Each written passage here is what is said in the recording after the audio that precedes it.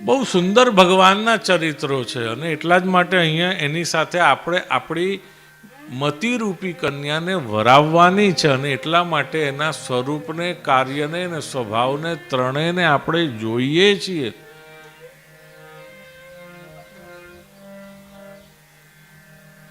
સ્વરૂપ, કાર્ય અને સ્વભાવ.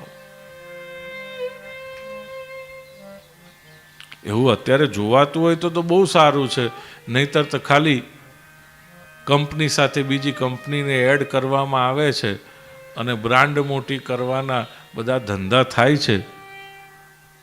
પણ છોકરાઓ અંદરથી જીવતા રહે છે કે કેમ, જે મા બાપની જોવાની સાચી ફરજ છે એ થાય છે કે કેમ, એ પ્રશ્ન છે.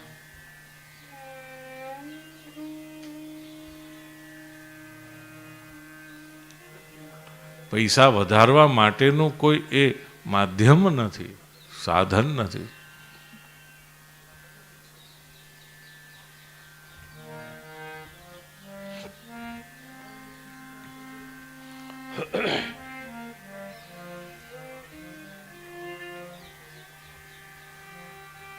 તો ભગવાનનું અદ્ભુત ચરિત્ર છે.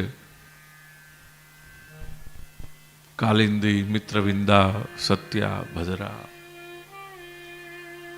સાત સાંઢને ભગવાન નાથે છે અને એના પિતાને સમજાવે છે કે દીકરી એ કોઈ પ્રદર્શનનું માધ્યમ નથી. અત્યારે તો VIP-શાદી.com ને શાદી.com ને જાત જાતનું કેટલું બધું આપણે બધું ઊભું કરી દીધું છે. દીકરી જાણે પ્રદર્શનનું માધ્યમ હોય.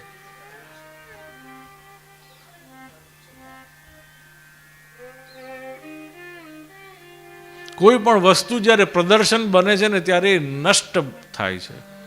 યાદ રાખજો.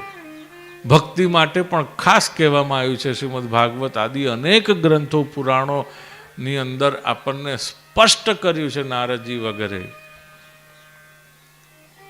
વ્યભિચારિણી થઈ જાય છે એ તો ઠીક, પણ જ્યારે ભક્તિ પ્રદર્શન બને છે, પ્રેમ જ્યારે પ્રદર્શનનું માધ્યમ બને છે ત્યારે પ્રેમ રહેતો નથી, પ્રેમ નષ્ટ થઈ જાય છે.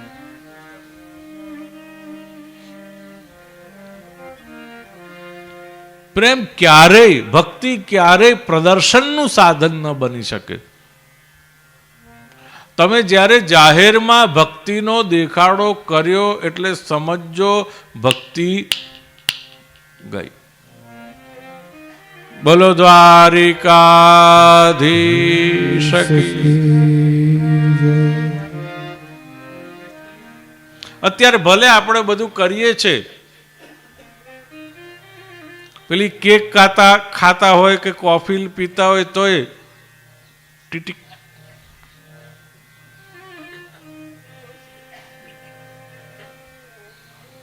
સેલ્ફી લેવી જ પડે, પોસ્ટ કરવી જ પડે. જેવું તમે તમારું જીવન ઉઘાડું કર્યું પછી તમારો કંટ્રોલ એના ઉપર રહેતો નથી. પછી અકળાવાનું નહીં કે મને આણે આવું કહ્યું, મને આણે તેવું કહ્યું. આપણું જીવન કોઈ પ્રદર્શનનું માધ્યમ નથી. નષ્ટ, રફે દફે થઈ જશે, રફે દફે થઈ જશે. કશું તમારા પોતાના હાથમાં નહીં રહે જેવું તમે ઉઘાડું કર્યું.